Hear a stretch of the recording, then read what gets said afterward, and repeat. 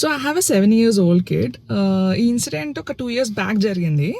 So జనరల్గా delivery boy delivery చేసినప్పుడు మనం తీసుకుని థ్యాంక్ యూ చెప్తాం కదా. నేను థ్యాంక్ యూ చెప్తుంటే మా వాడు చూశాడు. నెక్స్ట్ టైం నుంచి వాడు డెలివరీ కలెక్ట్ చేసుకున్నప్పుడు వాడు కూడా థ్యాంక్ యూ చెప్పడం స్టార్ట్ చేశాడు. సో నేను జనరల్గా అడిగాను అనమాట, అరే ఎందుకురా థ్యాంక్ యూ చెప్తున్నావు అంటే, వాళ్ళు మనకి హెల్ప్ చేస్తున్నారు కదా మమ్మీ, అందుకే నేను కూడా థ్యాంక్ యూ చెప్తున్నా, నువ్వు కూడా చెప్తున్నావు కదా అని అన్నాడు. సో నేను వాడికి ఏమన్నాను కదా, సరే నువ్వు థ్యాంక్ యూ చెప్తున్నావు కదా, థ్యాంక్ యూతో పాటు హ్యావ్ ఎ నైస్ డే అని చెప్పు. వాళ్ళకి ఏదైనా స్ట్రెస్లో ఉన్నా, ఏదైనా బ్యాడ్ డే ఉన్నా కూడా they will give you a smile to you. So you will be the reason for the smile అని అన్నాను.